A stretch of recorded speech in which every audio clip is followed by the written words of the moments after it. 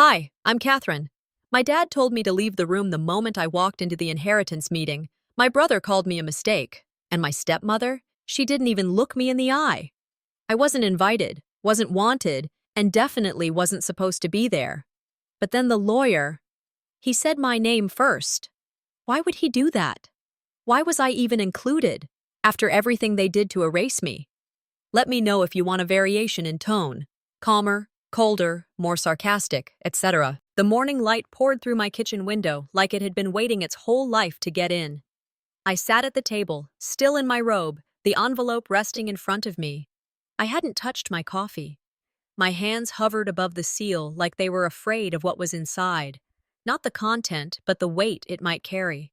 When I finally broke it open, I found a single sheet folded neatly inside. My father's handwriting. Unmistakable, careful, just as I remembered from old birthday cards. Dated 6 months before he passed. My girl, it began. There was no preamble, just heart. He wrote about regret, about watching from the sidelines when he should have stood between me and the harm others caused. He wrote about Velda, how silence had become a shield he'd hidden behind. And then he wrote something I'll never forget. Forgiveness doesn't ask for permission, it asks for strength. I read the letter 3 times, the first with a knot in my throat, the second with shaking hands, and the third time I cried, not out of grief or anger, but because for the first time the confusion began to settle. The storm didn't feel so loud anymore. My tears weren't for what I lost. They were for the girl who finally heard the truth, even if it came too late to say it face to face. Hours later, a knock at the door pulled me from my thoughts. I opened it to find Velda standing there. No makeup, no earrings, nothing that said she was performing, just her, small, hollow-eyed. She looked like a woman who hadn't slept in years. She held out a small velvet box. No words, just the gesture. "He bought this for you," she said, her voice catching. I kept it. I told myself it didn't matter, but it did. I opened the box, and there it was. The necklace I used to sneak glances at when I was little. It always stayed in his drawer, tucked in a corner like it was waiting for someone who never came. Velda's voice cracked. "I wasn't always kind. I was scared. Scared he'd love you more than me. Scared of being replaced. I didn't rush to hug her. I didn't pretend the years hadn't happened. But I saw her. Stripped down. Real. And I knew that kind of honesty didn't come easy. It's not too late to be decent," I said, and stepped aside. "Come in. I just made tea." Later that afternoon, after she left, I wandered to the backyard. The swing was still there, rusted chains creaking gently in the breeze. I sat for a while, watching the way the sun filtered through the trees, the kind of quiet that asks nothing of you, just lets you breathe. I remembered him sitting on the porch, watching me swing. Back then, I thought his stillness meant distance. But maybe he was just unsure. Maybe love doesn't always arrive loud. For the first time, I didn't feel like a side character in someone else's story. I was writing it now. In my own hand. I pulled out my journal and wrote 6 words. The past isn't a prison. It's a passage. A week passed. Normal days, grocery runs, laundry, dishes. Then the call came. A community center asked me to speak. Topic: being seen again after being erased. I almost said no. Then I thought about that envelope, that necklace, that swing. I said yes. The night before, I bought a new pair of shoes. Nothing fancy, just something that felt like movement. I wore the necklace. It wasn't just his gift anymore. It was a piece of my story, too. That morning, as I got ready, the house felt different. Lighter, like the walls had exhaled. I stepped outside, keys in hand. Just before I reached the car, I saw a child, maybe 6, maybe 7, sitting under the old tree at the edge of my lawn, drawing something in the dirt with a stick. "Hey," I said softly. "What's your name?" She looked up, eyes wide, gap-toothed smile. "Tony," she said. I stopped cold. For a second, everything went still. Then I smiled, too. And in that child's smile, I saw a life I'd finally forgiven. and begun anew. I hadn't stepped foot inside that boardroom in over a year, but the moment I did, it all came flooding back. Every cold glance, every whispered judgment. The marble floor under my heels clicked louder than I wanted. My palms were dry, but my stomach twisted like a knot. I kept my chin up. Everyone was already seated. My half-brother and half-sister sat stiffly on one side, eyes glued to their phones like I didn't exist. My father sat at the head, unreadable. His wife, pristine as ever in a white suit, had that look like she'd just smelled something foul. And I was it. I took the last empty chair. The silence had weight. This wasn't just a meeting. This was war, dressed in suits and smiles. I hadn't seen my father since our blow-up last Thanksgiving, when I dared to ask where Mom's portrait had gone. He never answered, just walked away and took the family with him. Now we were here. No one said hello, not even a nod. Just the thick, stifling air of people who hoped you wouldn't show up, and now had no clue what to do since you did. Families don't fall apart overnight. Sometimes they rot silently for years, and then pretend to be shocked when it stinks. I barely had time to adjust in my seat before my father stood up, eyes locked on mine like I'd just barged into his home uninvited. "You're not welcome here." He said it flat.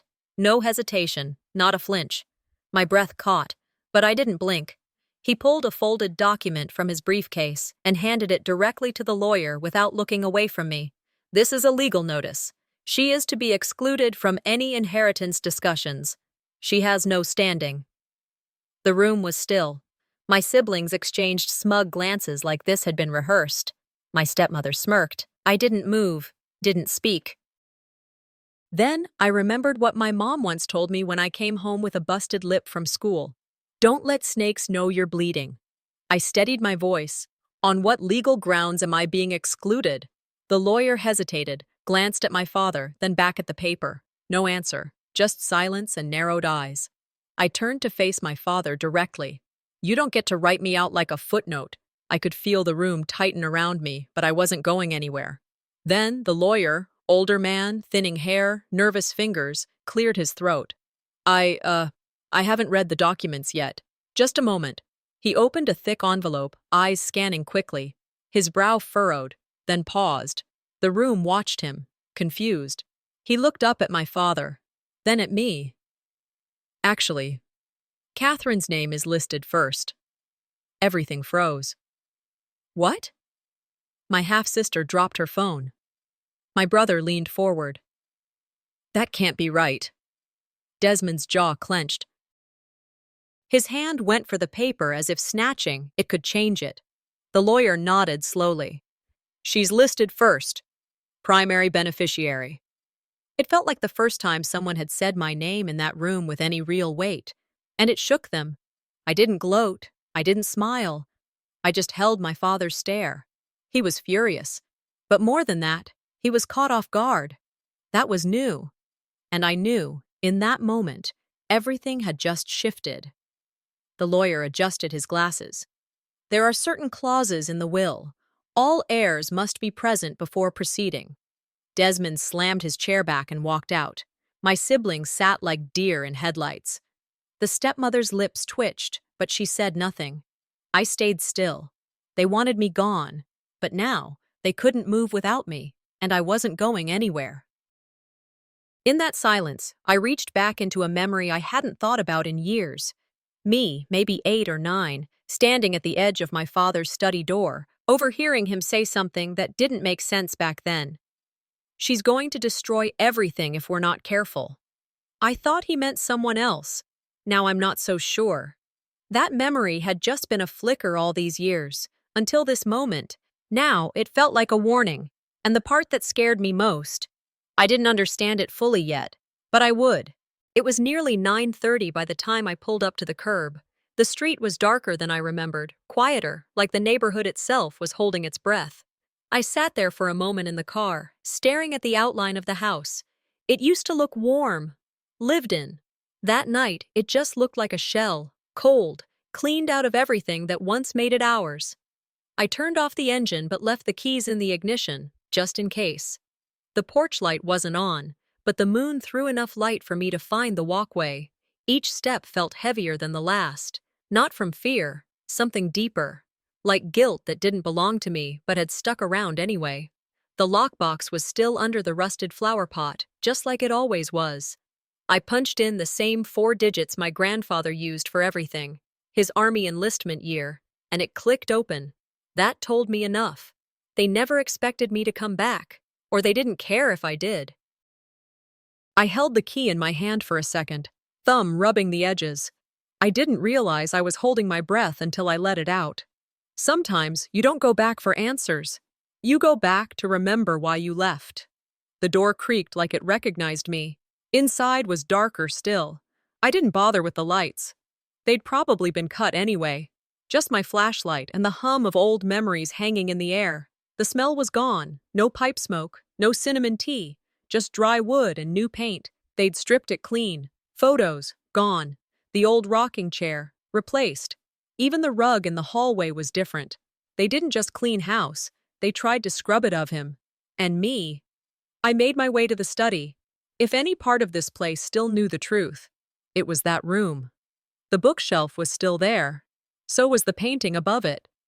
That watercolor of the Colorado hillside he always said reminded him of his first road trip west. I reached up and took it off the hook. My hands knew what to do before I did. Behind it, just like before, was the small wall safe. Same model, same stupid dial that stuck at 3. It took a few tries, but I got it open. Inside was a manila envelope, no labels, no return address, just 3 words written in his old fountain pen. For her. I sat down cross-legged on the carpet and opened it right there on the floor. The letter was short. His handwriting, a little shakier than I remembered. Katherine, I didn't leave this because I thought you'd come looking. I left it because I knew someday you'd have to. There's a policy in your name. The insurance agent knows what to do. They'll fight it. But I wanted you to stand on your own.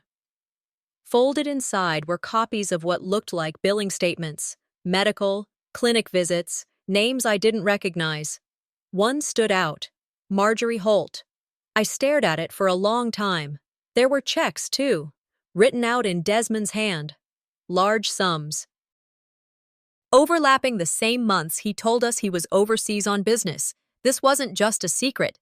It was a cover-up. My fingers trembled. Granddad knew, and maybe he knew more than I ever imagined. That's when I heard it. A soft creak. Floorboard near the back hallway. I froze. I hadn't closed the safe yet. I shut it quietly, set the painting back, and stayed low. Then I killed my flashlight. Just the dark now, and the sound of a second set of footsteps. Slow, not heavy, but with a limp, a drag. Julian? I held my breath, heart pounding so loud I was sure he could hear it. I slipped behind the curtain by the tall window, just like I used to during hide-and-seek as a kid. My back pressed flat against the wall. A beam of light swept past the room. He didn't see me, voice in my head. Secrets don't stay buried, especially when you were never meant to find them. I waited. A full 2 minutes. Then I heard the creak of the front door closing. I didn't waste another second. Out the back, through the garden gate. My car was still there, thank God. The alarm chirped when I unlocked it, louder than it should have been. I flinched, but I didn't stop moving. The envelope was tight in my hand the whole ride. This time, I didn't just have questions. I had pieces, answers. I wasn't just written back into the story. I was holding the missing chapters. I pulled into a FedEx 24-hour print center and made copies of everything. Every page, both sides, even the blank ones. Then I drove across town to a bank I knew didn't ask questions if the rent was paid on time. Opened a safety deposit box under a different name. By the time I got home, I was exhausted. But I didn't sleep. I sat on the couch and emailed myself scans of every document, especially the check. The one signed by Desmond, made out to a private clinic, under an alias. They could burn the house down for all I cared now. I had what I needed. If they wanted war, I now had the ammunition. I sat still, not moving a muscle. Everyone else in that boardroom was shifting, murmuring, giving each other sideways glances, but I stayed silent, still processing what I'd just heard. My name, spoken clearly, Intentionally. Across the table, Desmond's jaw tightened so hard it looked like it might snap. Everett had that fake calm on his face he always wore before trying to manipulate someone. Sandra had already pulled out her phone, pretending to scroll, but she was watching me from the corner of her eye. The lawyer, Mr. Harrington, cleared his throat. He stood, adjusted his glasses slowly, the kind of pause meant to settle the room without saying a word. And it worked. Even the buzzing from the AC felt quieter. I remembered something I told myself a long time ago after one of Desmond's quieter punishments. I'd never doubt my own voice again, not in silence, not under pressure, not even when it was trembling. I'd made that vow the day I walked out of this family's shadow. But sitting here now, under these lights, under their eyes, I had to remind myself all over again. I glanced around the room. That's when I saw Daphne, Everett's wife, look at him, and then down at her lap. There was something in her eyes. Hesitation. Or fear. Either way, it wasn't loyalty. Harrington opened a folder. His tone stayed dry, but the words hit harder than any accusation. In the event of contestation, he began, each clause of the will must be reviewed precisely as written, including the ordering of beneficiaries and assigned responsibilities. We must proceed carefully. He looked directly at me, not the others, me. The air got thicker. Before we proceed, Harrington said, the first reading shall name Katherine Quinn as beneficiary to Clause 3B. A beat of stunned silence. Then the murmurs kicked in again, this time louder, sharper. Julian cursed under his breath. Everett pushed back his chair like he meant to stand. Desmond let out a breath that sounded more like a growl. This is ridiculous, he snapped. I didn't move. Didn't blink. Inside, my heart thudded loud against my ribs, not from nerves, from the weight of it, because when your name gets called first in a room like this, it's not an honor, it's a bullseye. Everett rose halfway from his chair. That's not accurate, he said, voice trying too hard to sound controlled. Clause 3B was about trust management. Dad wouldn't have handed that to her. Harrington didn't even flinch. Mr. Everett, he said calmly, you may recall the supplemental letter your father provided. It verifies this designation explicitly. If needed, I can have it entered into record. Desmond's lips parted like he wanted to argue. Then he closed them again. I saw the calculation in his eyes. He wasn't surprised. I realized that now. He'd known. He just didn't think I'd ever show up to claim it. Harrington placed the file down and folded his hands. A brief word of warning, he said, this time letting his voice drop. If any party attempts coercion, interference, or intimidation in matters related to this estate, it will be grounds for immediate legal action and suspension of proceedings. It wasn't just a warning, it was a shot across the bow. Silence. The kind that comes when a room full of people realize they've lost the first move. I saw the impact ripple across the table. Everett stared hard at the tabletop. Sandra narrowed her eyes, then looked away. Even Daphne shifted, folding her arms tight against her chest. Desmond didn't look at anyone. He just stared straight ahead. He knew. Inside, I held my breath steady. The lawyer had just handed me something valuable. Not power, not control. Something quieter but stronger. A shield. And in giving it, he'd cracked their defense wide open. I remembered something Justice Sonia Sotomayor once said in an interview. A law that is not enforced is a promise unkept. It stayed with me ever since I read it, and now it sat heavy in my chest. I pulled my bag closer under the table. The copies were there, the insurance document, the check to the private clinic. Everything I needed if this got worse. And something told me it would. Harrington excused himself to retrieve another set of files. As the door closed behind him, the air shifted again. Quieter. No one spoke. Desmond tapped his pen once, then twice, then stopped. Everett still hadn't looked up. My phone buzzed. I glanced down. Unknown number. One message. They're watching the study tonight. Be careful. I stared at the screen. The air left my lungs in one clean rush. That wasn't a coincidence. That wasn't paranoia. I looked up slowly. Desmond's face had gone pale. His eyes flickered to mine, then away. I didn't know who sent the message. But someone knew. Someone was close enough to warn me, and just close enough to scare me. I swallowed, leaned forward slightly, and whispered to myself, "Let them watch. Let them fear." I woke at 4:17 a.m., staring straight into darkness. My brain buzzed with fragments from last night. Everett's face, the registry, the note. Sleep fled. I picked up my phone. A single message. I found proof about the gift papers. Meet me soon. From Bellamy. That music box I gave Mom. That delicate brass thing she loved. I saved every extra hour I worked to buy it. It wasn't about money. It was meant to mean something. Now it was evidence. Some gifts carry memories. Some carry lies. I lay in bed, staring at the ceiling, thinking whether to disclose it in the meeting. They'd twist it. Emotionally unsteady female, sentimental, weak. I refused that. I'd gather receipts, photos, payment records, even screenshot the original product page. Every fragment of proof I could find. By mid-morning, I met Bellamy near the registry office. He nodded when he saw me, eyes wary. I stepped inside the record room. "Registry, please." "I need ownership history for a 1950s music box gifted to Eleanor Quinn," I said. The clerk typed, her screen grainy. She turned it toward me. "Owner, Everett Blackwood." My chest froze. "That's impossible," I said slowly. "No earlier record," she replied firmly. Bellamy leaned close. "Your name was never even allowed in that box."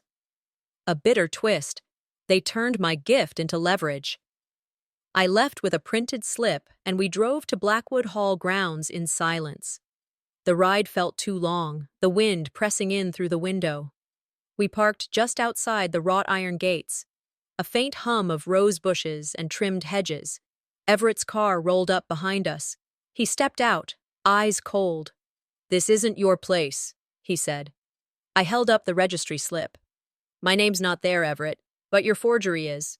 He laughed, stepping closer. "You try this stunt, I'll sue you for defamation." "Expose you, don't beg you," I replied, voice steady. He sneered, turned, climbed in his car, and drove away. The gates echoed shut behind him. Back home, I sat in my kitchen. The music box lay before me, innocent in its stillness. I wound it and let the soft melody start. Then a tiny click. I flipped it over, found a latch. I pressed it. Inside, a microfilm scroll. I gently unrolled it in my palm. Among scans was a letter. "Pay to Marjorie Holt." And below, a signature, my father's, from years ago. My heart hammered. This was no registry error. This was evidence. Financial misdirection disguised as transactions. They converted my love into proof of theft. The late afternoon sun slanted through the blinds in my rented office, throwing bars of light across stacks of papers and folders I'd assembled over days. Bellamy sat on one side of the long table, Orion Crow on the other. Between us lay the evidence, transfers to Marjorie Holt, blank wills, ledgers tied to shell companies. My hands hovered over them, as if afraid I'd mar their truth. "Everett tried to shred these," I said, tapping the ledger. "Desmond's signature appears right after his trip to Nevada. Coincidence?" Orion rubbed his chin. "It's solid, but pushing too soon pulls their guns out. They'll claim defamation." Bellamy's eyes hardened. "Then we act smart. File a preliminary injunction. Freeze every move they make with these properties." I inhaled, remembering how many times I'd begged for justice in quiet rooms. Truth is heavy when your hands must hold it in secret. Silence stretched between us until Orion nodded. By evening, I sat across from Maddox Vale, the family's familiar lawyer, in a neutral conference room. He didn't hide the disdain. "Miss Quinn," he said, "I hope you understand how dangerous accusations can be." I placed a manila packet before him. He glanced at it, then back at me. "Inside. Documents you'd prefer I'd never see." His lips curled. "Such claims require proof, not theatrics." I slid the packet forward. I have proof. You can ignore it, or you can be part of the solution. He opened it, brows rising. He flipped through the pages, transfers, names, dates, all linked. His face lost some color. You're playing serious games, he muttered. No, I said. I'm not playing. I'm revealing. He looked away, then back, and with a visible shiver signed the acknowledgement I'd placed beside the papers. His signature trembled. I stood, carefully foldering the documents. Thank you, I said. Next morning, a federal subpoena arrived. It demanded the same shell company file tied to one of those ledgers. Later, Desmond's PR machine churned out a statement. Katherine Quinn's allegations are a vendetta. The family denies wrongdoing. The headline smeared me. Estranged daughter attacks family legacy, with sidebox commentary about unstable motives. I muted the TV. My reflection stared back, unafraid. The first step to unmasking a lie is letting it scream in daylight, I whispered. Bellamy appeared with fresh documents and 2 mugs of coffee. You're trending today, she said softly. Let them talk, I replied. They run out of lies faster than I run out of voice. By dusk, I'd organized every file into digital backups, printed chains of custody, labeled timestamps. My laptop hummed when a message came through. Meet me at the docks tonight. I have something you need to see. Before I could respond, my phone rang. Unknown number, I answered. A distorted voice said, Don't trust them. The ship's manifest is gone. What manifest? I asked, voice low. Click. My heart slammed. That only meant one thing. Blackwood's maritime line was being wiped clean. I grabbed my document case, locked my drawer, and left the office. Outside, the Houston skyline glowed in twilight. Shadows grew long. Tonight would tell me whether what they buried was already gone, or still retrievable. The docks were shrouded in fog when I arrived. Moonlight glimmered off the water, and every crate cast a silent shadow. My heart pounded so loudly I half expected it to echo. Through the dim haze, I saw Bellamy standing beside a stack of shipping containers, her silhouette tense. You came, she said, voice low but firm. I couldn't stay back, I whispered. We moved together, passing rusted doors, stepping over coils of rope. Ahead, one container bore the faded imprint of our family's old transport line. Bellamy pried open the lock. The clang of metal reverberated in the night. Inside, under layers of dust, were wooden crates stamped Audio Archive and tied manifests labeled Marjorie Holt, the same name from the registry files I'd discovered. I held my breath. I didn't think legacy would arrive in a metal crate. We loaded one reel, keeping our motion quiet. Behind us, distant footsteps, security on patrol. Bellamy guided me back the way we came, reel in hand, fog swallowing our retreat. At the apartment, I set up an old reel-to-reel machine. Bellamy pulled the blinds tight. The city's glow dimmed under night's hush. I inserted the tape, static, then a trembling voice. My grandfather's. These transfers. Holt handled them under names you'd never trace. Katherine must know. The estate. The truth belongs. The tape warbled, then silence. Bellamy rewound it. We played again. The same break. The pivotal moment. For Katherine. Gone. She looked at me, eyes burning. They intervened. I nodded sharply. They tried to silence him. They'll try to silence me next. A knock. Sharp. Fearful. I shoved the tape under papers, approached the door. Everett stood there, calm, composed, but his eyes held warning. We should talk, he said. I'm listening, I replied. He stepped in. You're shaking foundations no one asked you to touch. You're tearing apart our family. I lifted my chin. I'm uncovering what was buried. He froze. You'll break more than you heal. I showed him the registry proof and mentioned the tape. His face flickered. He pulled his final card. Public record shows you defamed us. I met his gaze. If truth is slander, let me be guilty. He turned sharply and left. The tension lingered. Bellamy exhaled. He knows. I moved to the reel, rewound it again. Static, then a soft whisper. If you are hearing this, forgive me. Before I could process, another voice, muffled, urgent. Stop this now. The chilling voice was unknown, someone dangerously close. I grabbed the tape, the manifest, and my car keys. A flash outside, light across my window. They use shadows to stop me. I'll use light. I got there before anyone else. Blackwood Hall was colder than usual, the boardroom empty except for the rows of chairs lined up like it was a funeral. Maybe it was. I had the flash drive in one hand and a paper folder in the other, my grandfather's handwriting. My name. My future, if they didn't tear it apart again.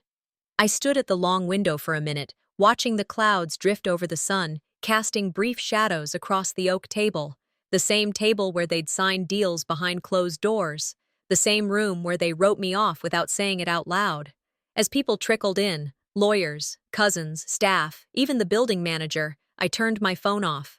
No buzzes, no distractions. Not today. Desmond walked in like a man ready to swing, Everett right behind him, looking like he hadn't slept. Daphne didn't make eye contact. Orion Crow, the attorney overseeing the session, called for silence. This hearing, he said, will follow strict order. I sat down and met Desmond's glare without flinching. His knuckles were white on the table. Mine, I let them rest. They didn't see it coming. I don't think anyone did. Orion leaned in and said, Per procedural order, Ms. Holt has the floor first. Then he nodded at me. I didn't speak. I clicked play. The room went still as my grandfather's voice filled the air. The grainy footage flickered on the monitor, but his words came through clear. If anyone's watching this, he began, it means I didn't get the chance to make things right in person. The money moved through Holt Transport wasn't just logistics, it was cover. For years we played a game of names and ghosts. But my granddaughter, Katherine, she's the one who never lost her name. I leave everything to her. I watched the faces. Some froze. Some shifted. Everett looked down. Daphne blinked like she'd just come out of a dream. Desmond opened his mouth, but Orion raised his hand. She's presenting first. You'll have your time. I spoke then. You erased me. He restored me. Don't speak until you've watched the whole thing. Phones were already out. I didn't care. Let them record. The video ended. Orion reached under the folder stack and pulled out a thick, yellowed envelope. He held it up. The original will. Handwritten. Verified. He read every clause. My name. My share. My authority over Blackwood Maritime. No aliases. No loopholes. Desmond stood up. This is absurd. Anyone could have forged that. She manipulated him. Orion cut him short again. Chain of custody has been confirmed. This was sealed by the notary in 1998. Opened yesterday, in the presence of witnesses. Desmond's jaw moved like he was chewing gravel. Daphne's eyes welled. Everett didn't look up. Behind them, staff exchanged glances. Some took notes. Whispers broke out like wind pushing through dry leaves. They built walls around me, I thought. He built doors. Desmond slammed his hand on the table. This is a show. A pathetic, sentimental show. I didn't rise to it. I stood up slowly, walked to the center of the room. I placed the music box, the one from the house, right in the middle of the table. Then the registry page, the same document Everett once waved in my face. People stared at them like they were sacred relics. This, I said, was never about vengeance. It was always about truth. No one moved. I didn't wait for applause or screams or more denial. I turned and walked out. Behind me, the tape was still playing. I left them in the ruins of what they built. But the walls couldn't bury the truth. After the hearing, the silence didn't just fill the house. It moved into my bones. I didn't realize how loud survival had been until everything stopped. No more lawyers. No more hidden microphones. No more second-guessing the people I shared blood with. Desmond vanished. He didn't even leave behind a goodbye, just silence, like he'd never existed. The house got listed with some firm that specializes in historical properties, a poetic way of saying someone else's mess. Daphne and Everett? The estate board opened a full review. fraud, misuse of funds. It's amazing how fast their charm dries up when the money stops flowing. And me? I moved. Just a small apartment on the third floor of a quiet building. There's light that comes through the windows in the morning. Soft, not intrusive. My bookshelf is filled with secondhand finds. No photos, no family. Every Thursday, I walk to my therapist's office. Same blue chair, same cup of tea she never drinks. One afternoon, I finally said it. I forgive them. She looked up. All of them? I shook my head. No, I forgive myself for believing them. That quote, holding on to anger is like drinking poison and expecting the other person to die. I used to think it was just something people said when they didn't understand the kind of damage families do. But now, I get it. The anger was never mine to carry. A week later, Orion showed up with the final documents. Everything. The estate, the assets, the rights. Mine if I wanted them. He slid the papers across my kitchen table. It's all here. You can claim 100% now. No one can challenge it. I didn't sign. That night, I cooked dinner for a handful of friends. Not a big gathering. Just the people who showed up when things were ugly. The ones who knocked on my door when I didn't answer texts. Who waited, who didn't try to fix me, just stayed. After we ate, I stood up with my wine glass. I'm not keeping the money, I said. I'm going to start something with it. For kids like me, who were told to be quiet, who were told family mattered more than truth. The Blackwood Roots Foundation was born that night. Support for young adults estranged from abusive homes. No more pretending. No more silencing. A week later, the media caught on. One headline read, "From banished to beacon. I didn't give interviews. I didn't need to explain myself." Orion called again. "Everett's threatening to sue." I laughed. Let him try. I've built more with less. I handed the keys to Blackwood Hall over to the Historical Society the next day. Don't turn it into a museum, I told them. Let people walk through it and see what power used to look like, and what it cost. One morning, a courier showed up. Small envelope, no return address, just my name, written in shaky, familiar handwriting. It was from him, grandfather. The letter was dated 3 weeks before he died. He must have planned it. Inside there was a photo. Me, maybe 6 years old, holding a paper crown on my head. He was next to me, smiling. Real smile, not the public one. The letter was short. My Katherine, you've always seen more than most. Even when you were small, I knew you would outgrow the lies. I just prayed I'd still be here when you did. I am sorry for the silences, for the things I couldn't stop. Always look for the light, even in your own shadow. I sat there, holding that picture, and I cried. Not because of pain, but because for the first time, I knew he'd seen me. I folded the letter and placed it in a box next to my bed, lit a candle, whispered thank you into the quiet. That night, I recorded something on my phone. Just for me. Just in case I ever have kids. Let me tell you about the strength in silence, I said. It's not weakness, it's power. Quiet power. The kind that lets you breathe even when they tried to suffocate you. Some days later, I walked into the new community center. My name wasn't on the building. It didn't need to be. The place buzzed with laughter, paint-stained hands, books being traded, plans being made. A teen girl, Rosa, came up to me. "You remind me of that woman who stood up to her family," she said. "The one on TV." I smiled. "That's not important," I replied. "What matters is you're standing now." An older man came later that afternoon, gray hair, union jacket. "I used to work for your dad. He cut my pension years ago." He paused. "Your foundation restored it." I held his hand. That wasn't his to take in the first place. As the sun dropped lower, I drove to my old street. The house was empty now. Some real estate team had draped it in banners and signs, but the backyard, it hadn't changed, still overgrown, still full of memory. I walked to the patch behind the oak tree, pulled out a pouch of wildflower seeds from my pocket. One for every year they tried to erase me. I knelt in the dirt, planted them slowly, whispering to the past like it could hear me. They buried me in silence, I said. But I grew through the cracks. I stayed until dusk turned to dark. The ground held me. The sky opened above. And that's where I'll bloom, not from what they gave me, but from what I grew myself.